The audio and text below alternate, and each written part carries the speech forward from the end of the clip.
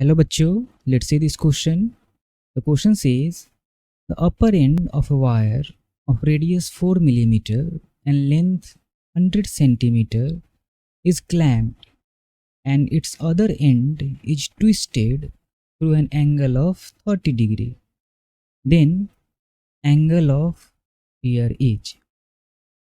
तो एक वायर है जिसका रेडियस 4 मिलीमीटर है और लेंथ 100 सेंटीमीटर है।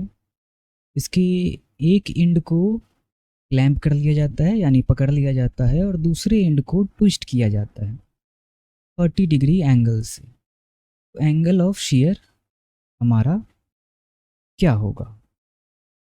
तो इस क्वेश्चन में जो की कंसेप्ट इन्वॉल्व है वो है एंगल ऑफ शेयर।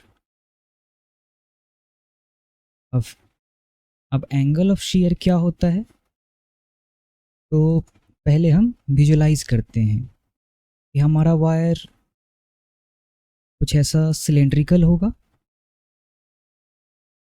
कुछ इस तरीके का। इसका ये रेडियस होगा r और ये लेंथ होगा l। अब अगर 2D में देखें तो ये वायर कुछ ऐसा दिखेगा। 2D में हमें समझने में आसानी होगी। इसका ये लेंथ है और ये वाला पोर्शन ये r रेडियस का होगा। तो अब हमें कहा गया है कि इस वायर को हम ट्विस्ट करते हैं, कुछ ऐसे ट्विस्ट करते हैं। तो इस फिगर में ये कुछ ऐसा ट्विस्ट होगा। वायर को ट्विस्ट करने पर जो हमारा फिगर हो जाएगा वो भी डिस्टॉर्ट होगा। तो हमारा फिगर कैसा हो जाएगा? हमारा फिगर हो जाएगा जो लेफ्ट साइड का जो लेंथ था इस फिगर में वो हमारा आ जाएगा डिस्टॉर्ट होकर कुछ यहाँ। ये हमारा सेंट्रल लाइन था, ये कुछ यहाँ डिस्टॉर्ट होकर आ जाएगा और ये होगा इस एंगल से ये ट्विस्ट हुआ है। और ये एंगल हम मान लेते हैं थीटा। ये थीटा हमें दे रखा है क्वेश्चन में 30 डिग्री और ये होता है हमारा शेयर एंगल जिसे हम फाई मान लेते हैं। तो अब अगर इस फिगर को ध्यान से देखें तो इसमें जो ये आर्क लेंथ है, ये आर्क लेंथ आर थीटा होगा क्योंकि ये आर है।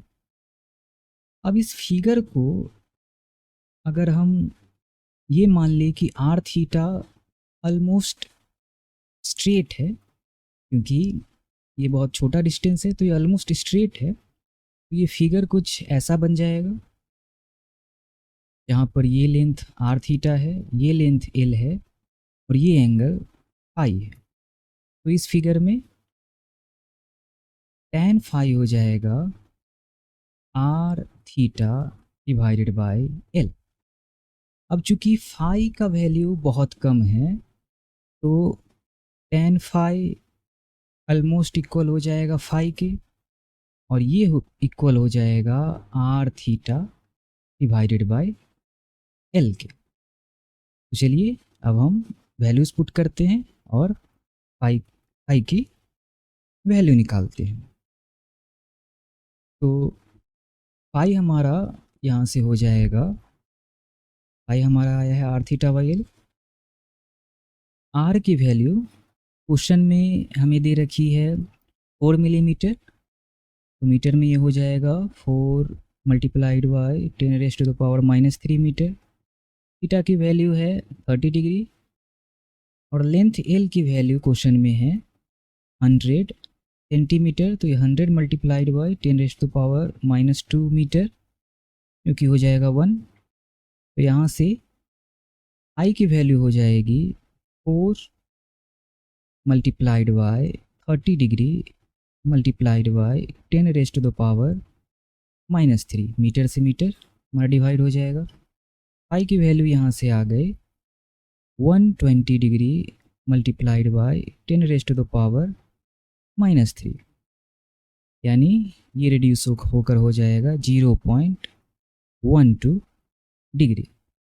चलिए देख लेते हैं ये कौन सा ऑप्शन है। यह है हमारा ऑप्शन नंबर बी।